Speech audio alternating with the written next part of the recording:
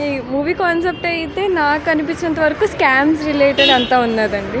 So like ఒక beggar కూడా అంత థింకింగ్ చేయగలడా అన్న కాన్సెప్ట్ బాగుంది. అది ఆయన బాగా చేశారండి. ధనుష్ది చాలా చాలా బాగుంది యాక్టింగ్ అయితే. It was very impressive. బెగ్గర్గా కానీ ఆ తర్వాత ఆయన ఇన్వెస్టిగేట్ చేసినప్పుడు కానీ అంతా కూడా ఇట్ వాజ్ వెరీ ఫన్. చూడొచ్చు, అన్నీ చాలా బాగుంది. బాగుంది కాన్సెప్ట్ బెచ్చగాలకు వస్తుంది, చాలా బాగుంది. సాంగ్స్ ఇట్లే ఒక్క సాంగ్స్ ఉంది, బాగుంది సినిమా. సినిమా ఎప్పుడు అవుతుందా అనిపించింది. కాన్సెప్ట్ అంటే 1000 కోట్ల ఆస్తిని బిచ్చగల పంచాలను తీసారు కానీ లాగ్ ఉంటుంది సినిమా. పర్లేదు, బాగానే ఉంది.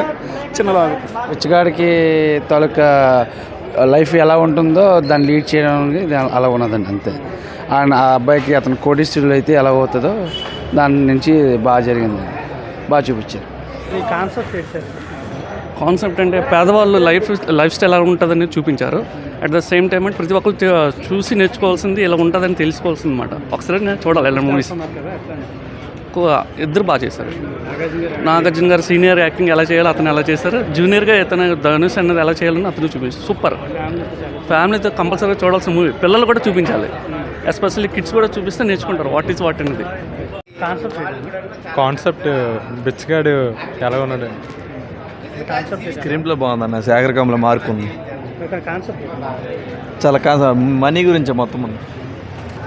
ఏం లేదండి, ఇప్పుడు తెర మీద కనిపించినవన్నీ నిజం అనుకోకూడదు, నిజమని బయట చెప్పకూడదు అనమాట. ఇప్పుడు అలాగే ఏది చూసినా అది నిజమని నమ్మితే జరిగేది మోసమే. ఆ బిచ్చగాడైనా లక్షాధికారి అయినా చివరికి ఆ మిగిలేది వేదనే, కానీ ఇందులో ఏమీ లేదు. డబ్బు అనేది మనతో రాదు. అందరూ చక్కగా యాక్టింగ్ చేశారు, చూడవచ్చు. మంచి సందేహం, ఫ్యామిలీతో చూడవచ్చు.